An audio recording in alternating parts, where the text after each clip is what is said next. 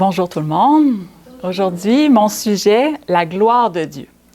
Bon, je ne vais pas parler de toute la gloire de Dieu, bien entendu, c'est un sujet tellement vaste, mais il y a quelque chose par rapport à cette gloire qui m'a interpellée. Mais il y a quelques semaines, à l'école du sabbat, on avait vu l'histoire de la capture de l'Arche de l'Alliance par les Philistins à l'époque du sacrificateur Élie.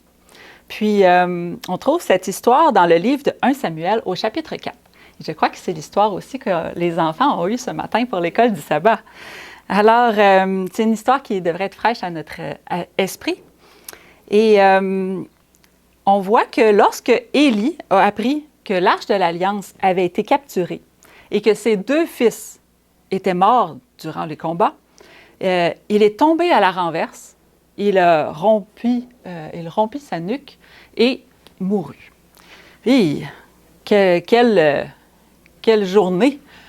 La belle-fille de Élie, donc la femme de son fils, était enceinte. Et on nous dit dans 1 Samuel 4, les versets 19 à 22, sa belle-fille, femme de Phinée, était enceinte et sur le point d'accoucher. Lorsqu'elle entendit la nouvelle de la prise de l'Arche de Dieu, donc la prise de l'Arche de Dieu, de la mort de son beau-père et de celle de son mari et même de son beau-frère, elle ne l'a pas dans l'énumération, mais on le sait, elle se courba et accoucha, car les douleurs la surprirent. Comme elle allait mourir, les femmes qui étaient auprès d'elle lui dirent « Ne crains point, car tu as enfanté un fils. » Mais elle ne répondit pas et n'y fit pas attention. Elle appela l'enfant Ichabod en disant « La gloire est bannie d'Israël. » C'était à cause de la prise de l'Arche de Dieu et à cause de son beau-père et de son mari. Elle dit « La gloire est bannie d'Israël, car l'Arche de Dieu est prise. » Ichabod, ça veut dire « Il n'y a plus de gloire. La gloire n'est plus. » Donc, le mot « kabod », c'est « gloire » et « Ichabod », c'est comme la négation de la gloire. Ça m'a vraiment frappé, pauvre garçon qui s'appelle Ichabod. La gloire n'est plus. C'est un nom difficile à porter.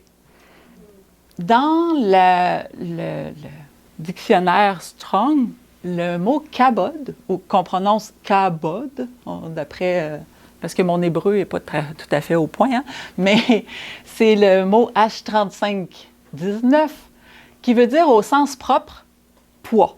Donc, la lourdeur, le poids. Et au sens figuré, la splendeur ou l'abondance, la gloire ou l'honneur. Il est tiré du mot 3513, kabad, qui veut dire être lourd, être riche, honorable, etc. Chaque fois qu'on pense à la gloire, dans notre esprit, il se forme une image pleine de lumière, d'éclat, quelque chose de doré peut-être. Peut-être une auréole, peut-être un arc-en-ciel. En tout cas, la gloire dans notre esprit, c'est lumineux. Parce que Dieu est un être glorieux qui habite dans la lumière. Il n'y a aucune ténèbre en lui, ça c'est certain. Cependant, le mot hébreu qu'on traduit par gloire, kabod, n'a rien à voir avec la lumière, l'éclat ou le rayonnement. Il signifie avant tout être lourd. Être lourd ou porter un poids, être substantiel. La Bible ne dit pas que Dieu brille, elle dit que Dieu est la réalité la plus substantielle de l'existence, celui qui est le plus lourd dans n'importe quelle pièce où il entre, la seule présence qui rend tout le reste insignifiant en comparaison. Il est omniprésent. Il ne cherche pas à être remarqué, mais on ne peut l'ignorer. J'ai déjà entendu mes parents parler d'un homme qui n'avait d'ailleurs aucun surplus de poids, mais il parlait de lui comme quelqu'un de pesant à la ville. J'ai compris qu'il était quelqu'un d'important, quelqu'un dont la vie pesait lourd dans les décisions du conseil municipal. C'est ça, être pesant, être rempli de gloire.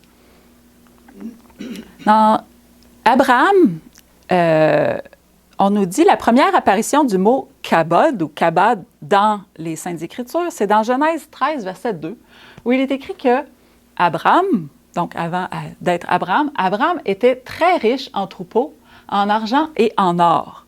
Ça dit qu'Abraham était très kabad, donc très riche, très lourd. Parce qu'il était riche en bétail, en argent et en or, le mot décrit une richesse matérielle, une abondance tellement substantielle qu'on pouvait en sentir le poids. Dans le monde antique, valeur et poids étaient indissociables. Le shekel hébreu était une unité de poids avant d'être une unité monétaire. On ne comptait pas son argent, on la pesait. On n'aurait pas beaucoup d'argent si on pesait nos billets de dollars canadiens, très, très légers. Mais à cette époque-là, on pouvait avoir un sac d'argent et en le pesant, on savait combien il avait à l'intérieur au lieu de compter chaque pièce ou chaque unité.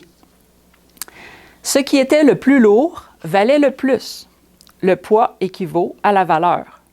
Plus quelque chose est lourd, plus il est réel. Plus c'est important, plus c'est impossible à ignorer. Cette perspective modifie notre lecture de presque tous les passages où apparaît le mot kabod ou gloire. Car la Bible ne dépeint pas simplement un Dieu qui rayonne, elle décrit un Dieu qui surpasse tout. Dans Exode 33, verset 18, Moïse formule une requête des plus audacieuses. Il dit « Fais-moi voir ta gloire. » Quelle audace!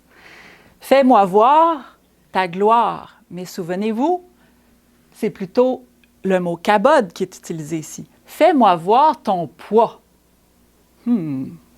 Pourtant, Moïse, il est habitué à la nuée, à la colonne de feu, mais c'est quelque chose, nuée, c'est difficile de voir le poids d'une nuée. Là, il veut voir la substance. La réponse de Dieu, mais ce n'est pas un spectacle de lumière. Il dit au verset suivant, « L'Éternel répondit, « Je ferai passer devant toi toute ma bonté, et je proclamerai devant toi le nom de l'Éternel. Je fais grâce à qui je fais grâce, et miséricorde à qui je fais miséricorde. » Donc, il parle qu'il est riche en bonté. C'est ça, son poids, sa gloire, c'est d'être riche en bonté. Le nom de l'Éternel, il dit, je proclamerai, Dieu lui-même de sa bouche proclame son nom. Qu'est-ce que ça veut dire, son nom? Il proclame son caractère. Je fais grâce à celui qui fait grâce et miséricorde à celui à qui je fais miséricorde. Dieu est grâce, Dieu est miséricordieux. C'est ça son poids, c'est ça sa gloire, son caractère. Puis, au chapitre suivant, il va se révéler à Moïse. Exode 34, versets 5 et 6. « L'Éternel descendit dans une nuée et se tint auprès de lui et proclama le nom de l'Éternel. » Dieu proclame son nom, proclame son caractère. Et l'Éternel passa devant lui et s'écria, « L'Éternel, l'Éternel, Dieu miséricordieux et compatissant, lent à la colère, riche en bonté et en fidélité. » Wow! Dieu parle de lui-même et il dit qu'il est riche en bonté, en fidélité. Il est miséricordieux. Lorsque Moïse demandait à voir le poids véritable de Dieu, Dieu lui révèle son caractère. Non sa puissance, mais son caractère. Sans feu d'artifice, sa compassion, sa patience, son amour, sa fidélité, sa loyauté. Voilà ce que Dieu considère comme lourd en lui-même. Voilà ce qu'il met sur la balance lorsqu'on lui demande de voir de quoi il est vraiment fait. Ces paroles d'Exode 34, versets 6 et 7, devinrent l'autodescription de Dieu la plus citée de l'Ancien Testament. Dieu plaça Moïse dans le creux d'un rocher et le couvrit de sa main en passant. Moïse ne vit que les conséquences de la présence, pas le visage de Dieu. Le poids total l'aurait tué.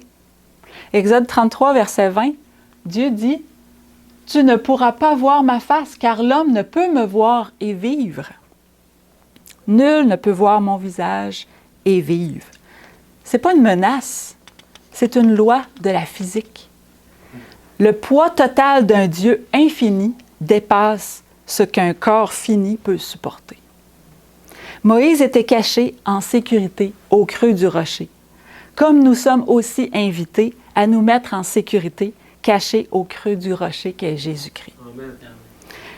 Lorsque le tabernacle fut achevé, dans Exode 40, verset 34, il est dit « Alors la nuée couvrit la tente d'assignation et la gloire de l'Éternel remplit le tabernacle. » La kabod de l'Éternel remplit le tabernacle. Il n'y avait plus de place. Le verset suivant dit que Moïse ne pouvait pas entrer dans la tente d'assignation parce que la nuée restait dessus et que la gloire de l'Éternel remplissait tout le tabernacle. Moïse ne peut entrer. Le poids est trop lourd.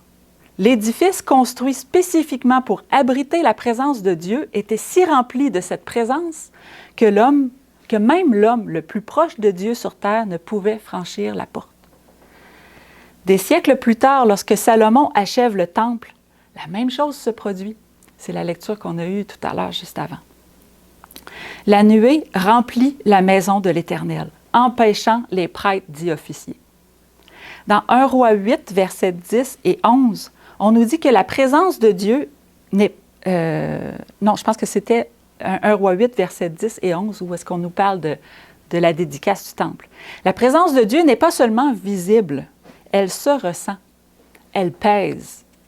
Elle remplit l'espace d'une manière qui ne laisse aucune place à rien d'autre. C'est pourquoi Dieu ne peut cohabiter en nous avec l'erreur.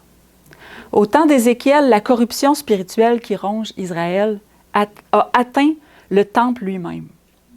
Et la vision d'Ézéchiel au chapitre 8 décrit précisément ce qui s'y était installé.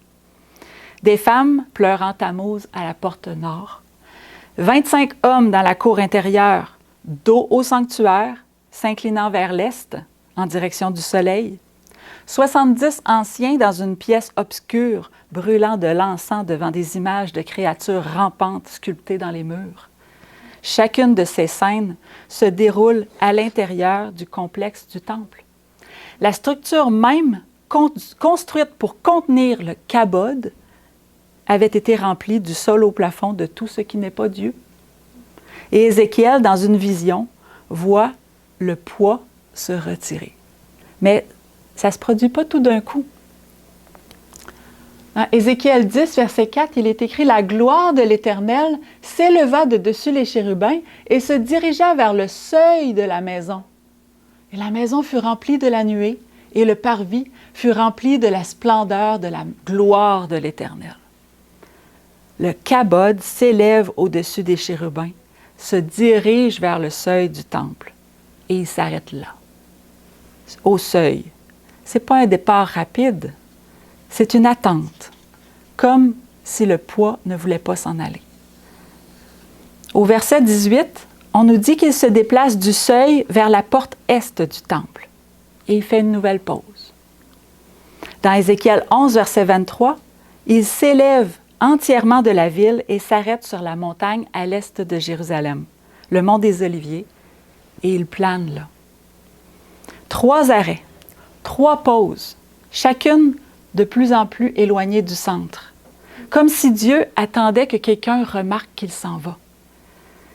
Qu'on l'appelle, qu'on dise « Reste !» Mais personne ne le fait. Les anciens continuent de brûler de l'encens à leurs images. Les femmes continuent de pleurer leur Dieu étranger. Et le poids, qui remplissait autrefois la pièce si complètement que les prêtres ne pouvaient même plus s'y tenir, s'élève, franchit le seuil, passe la porte et se dépose sur une colline à l'extérieur de la ville. La Bible ne mentionne jamais le retour de la nuée, du kabod au second temple, après l'exil à Babylone. Et cette absence dura des siècles. Pendant environ 600 ans, Israël a adoré dans un temple sans kabod visible. C'est le silence que Jean brise avec un seul verset qu'on trouve dans Jean 1, verset 14. « Et la parole a été faite chair, et elle a habité parmi nous, pleine de grâce et de vérité. et nous avons contemplé sa gloire, une gloire comme la gloire du Fils unique venu du Père. Vous savez, le mot « habiter » parmi nous, c'est un mot qu'on utilise pour dresser une tente, comme un tabernacle. Jésus a habité, a planté sa tente à travers les enfants de Dieu, sur la terre. Jean utilise un mot qui aurait renvoyé tout lecteur juif du 1er siècle directement à Exode 40, le kabod qui remplissait le tabernacle. La gloire, nous avons contemplé sa gloire, une gloire comme la gloire du Fils unique venu du Père. La présence qui est partie dans le récit d'Ézéchiel, étape par étape, et qui n'était jamais revenue, elle est revenue, non pas dans un bâtiment, mais dans un corps. Le poids de Dieu, enveloppé de peau, de chair, de muscles, d'os, marchant de ville en ville, assis près d'un puits, rompant le pain avec ses mains. Le prophète Agé y avait fait allusion des siècles plus tôt en parlant du deuxième temple. Et Dieu avait dit par son intermédiaire, « La gloire de cette dernière maison sera plus grande que la première. » On trouve ça dans Agé 2, verset 9. Pendant 600 ans, cette promesse a dû paraître vraiment impossible. Parce que le deuxième temple avait moins de tout. Il avait moins d'or, moins d'espace. Il n'y avait même plus l'Arche de l'Alliance. Il n'y avait pas de nuée ou d'autres présences visibles. Comment sa gloire pourrait-elle surpasser celle du temple de Salomon? Et la réponse a franchi ses portes avec des sandales. Dans Jean 13, Jésus s'agenouille devant ses disciples avec un linge dans une bassine. La pièce est remplie de la gloire de Dieu. Elle est remplie de la gloire en action, l'agapé. La gloire de Dieu s'exprime par le service, par la volonté de s'abaisser pour le bien d'autrui. L'année de la mort du roi Osias, environ 740 années avant Jésus-Christ, le prophète Ésaïe a perçu le kabod, remplissant une salle de trône. On peut lire dans Ésaïe 6, verset 1. L'année de la mort du roi Osias, je vis le Seigneur assis sur un trône très élevé et les pans de sa robe remplissant le temple. C'est une image, hein, c'est ce que j'ai trouvé de plus proche du texte. Alors que le trône humain est vacant, Ésaïe a vu l'autre trône, un trône qui, lui, n'a jamais été vacant. Et au-dessus de lui, des séraphins avec 3 paires d'ailes, ou 6 ailes, dont 2 couvrant leur visage, 2 couvrant leurs pieds et 2 pour voler. Et vous savez que même les êtres les plus purs, hein, les anges qui n'ont jamais connu le péché, en présence directe de Dieu, se couvrent. Le poids de la pièce l'exige. Et ils se disent l'un à l'autre en criant, Ésaïe 6, verset 3, « Saint, Saint, Saint est l'Éternel des armées.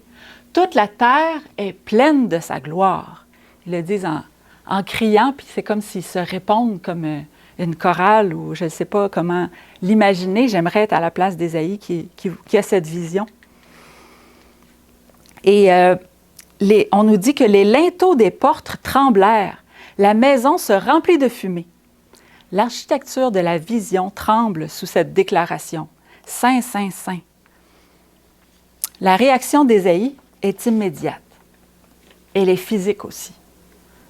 Ésaïe 6, verset 5. « Malheur à moi, je suis perdu, car je suis un homme dont les lèvres sont impures, et mes yeux ont vu le roi, l'Éternel des armées. » Lorsqu'on se tient à côté de quelque chose d'un poids aussi immense, notre propre substance semble être une vapeur. Vous réalisez en un instant que l'écart entre ce que Dieu pèse et ce que vous pesez n'est pas un écart que vous pouvez combler par l'effort, l'éducation, la pratique religieuse, parce que cet écart est infini. Mais Dieu ne laisse pas Ésaïe par terre. Un ange prend un charbon ardent de l'autel brûlant encore de l'Holocauste et le porte aux lèvres d'Ésaïe et il dit « Ton iniquité est ôtée et ton péché est expié », nous est-il dit au verset 7. Cette épreuve conduit à la purification d'Ésaïe. La purification, elle conduit à la mission. Parce que Ésaïe, celui qui, 5 secondes plus tôt, pensait que c'était sa dernière heure, il dit maintenant, « Me voici, envoie-moi » lorsque Dieu demande, « Mais qui enverrai-je » En effet, la gloire de Dieu n'existe pas pour écraser les gens. Elle existe pour révéler la vérité, dépouiller de ce qui est faux, faire de la place pour ensuite remplir l'espace de vérité, d'amour envers son prochain et de zèle. Le Dieu dont le poids rendait les prêtres incapables de se tenir debout dans le temple est le même Dieu qui relève Ésaïe et lui confie une mission. Le poids du kabod ne détruit pas celui qui s'humilie, il le réoriente. Au lieu d'être tourné vers soi, il se tourne vers Dieu, il se tourne vers l'autre. Jean 12, verset 24 nous dit « À moins qu'un grain de blé ne tombe en terre et ne meure, il reste seul. Mais s'il meurt, il porte du fruit. » La croix n'est pas l'absence de gloire. Elle est la gloire à son apogée. Jean l'a compris dans son évangile et jamais Jean va parler de la croix comme d'une tragédie. Il l'appelle plutôt l'heure de la gloire.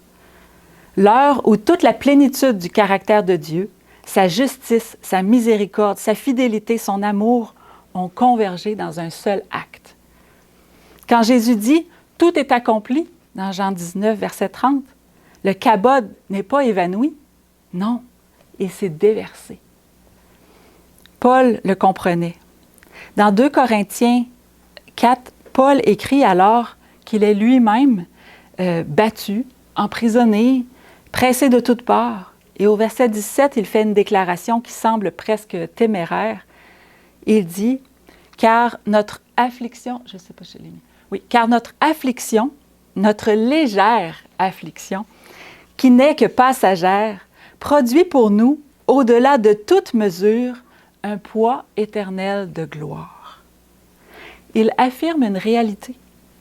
Il met dans la balance ce qui est à venir et combien cela pèse par rapport à ce que nous endurons actuellement. Un poids nous attend qui rendra insignifiants tous les fardeaux que nous avons portés jusqu'ici. Le plus lourd dans notre avenir n'est pas notre souffrance, mais notre transformation. Et Paul ne décrit pas quelque chose que l'on observe de l'extérieur. Il décrit une transformation profonde. Plus tôt dans la même lettre, à 2 Corinthiens 3, verset 18, il écrit que les croyants sont transformés en la même image de gloire en gloire ou de poids en poids. Ça veut dire d'un degré de substance à un autre, de plus en plus lourd.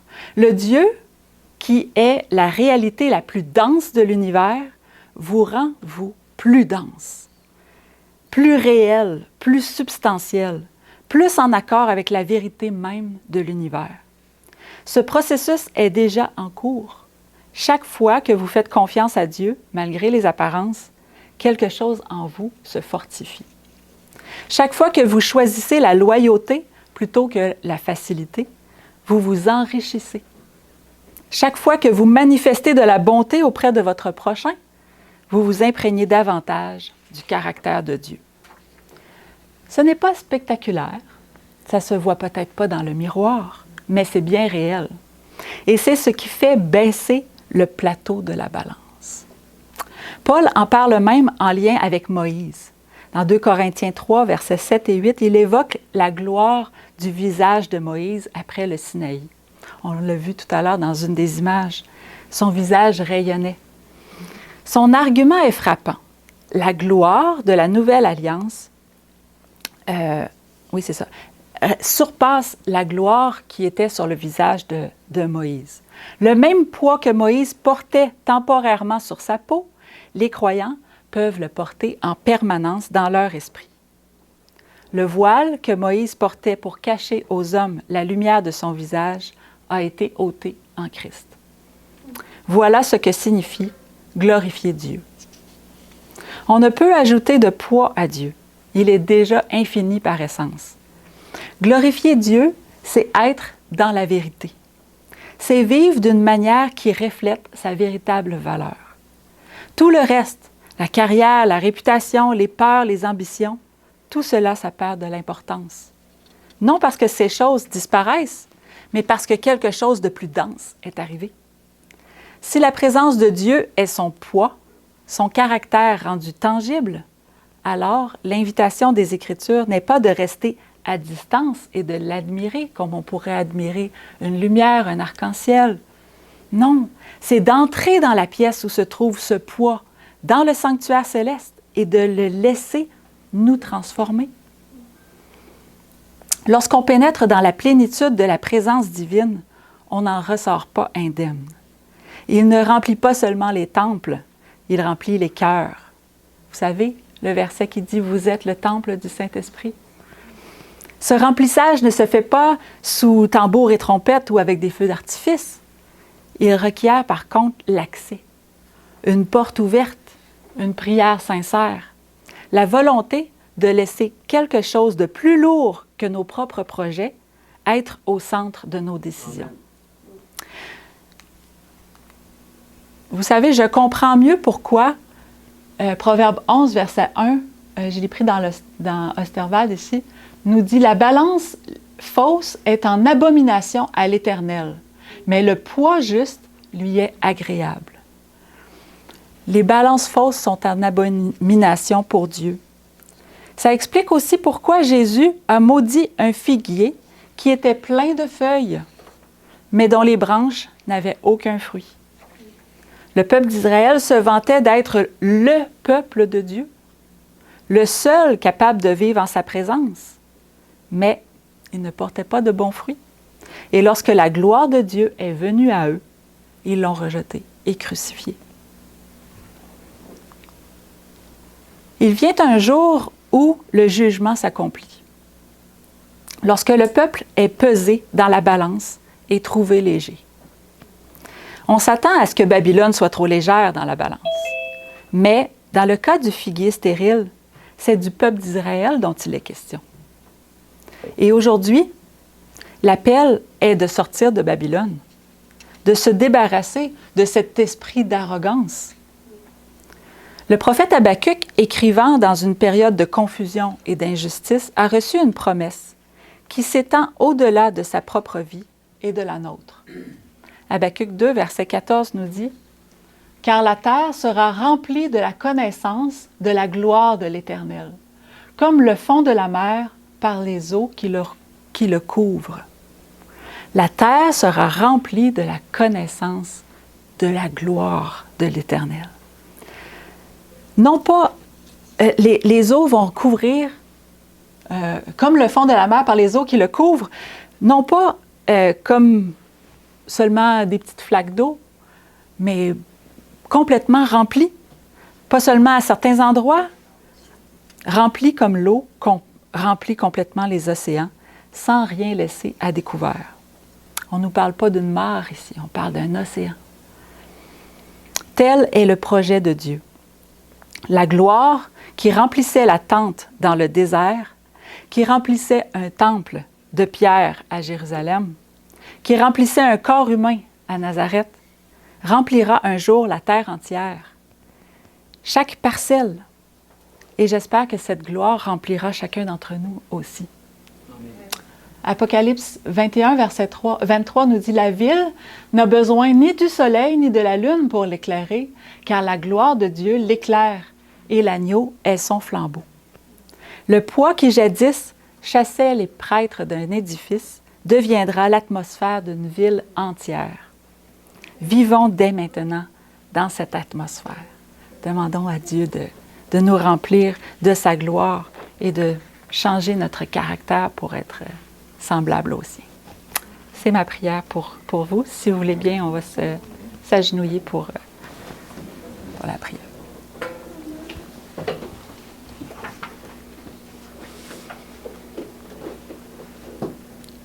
Bon Père éternel, merci pour cette révélation de ta gloire. Merci pour ton Fils qui est venu nous exprimer cet agapé. de l'amour envers une race qui le rejette, qui veut le mettre à mort. Une race qui ne mérite rien. Mais c'est ça la miséricorde et la grâce. Bon Père, c'est ton caractère. Et tu nous appelles, chacun d'entre nous, même si on se sent indigne, comme lorsque Ésaïe a vu le temple rempli de ta présence. Bon Père, purifie-nous, enlève toute méchanceté, tout mensonge, tout ce qui n'est pas selon ton caractère. Enlève cela de nous. Bon Père, on te prie en ce moment de nous purifier, de nous rendre une habitation pour ta présence. Que tu puisses habiter parfaitement dans nos cœurs. Chasse l'ennemi qui lui aussi voudrait bien s'y incruster et qu'il ne revienne pas. Que toute la place soit pour toi, ô bon Père. Que ta gloire puisse nous remplir, transformer nos vies, pas pour notre gloire à nous, mais pour qu'on puisse un jour jeter notre couronne à tes pieds et chanter avec les anges. Et bon Père, je prie pour nous rassemblés ici. Je prie aussi pour ceux qui nous écoutent via Zoom ou plus tard avec YouTube. Bon Père, fais que ta gloire puisse remplir toute la terre comme les séraphins le criaient d'une voix très forte. Et qu'il y ait partout sur cette terre tes enfants qui se laissent transformer par ton esprit. Je te prie au nom de ton Fils Jésus. Amen. Amen.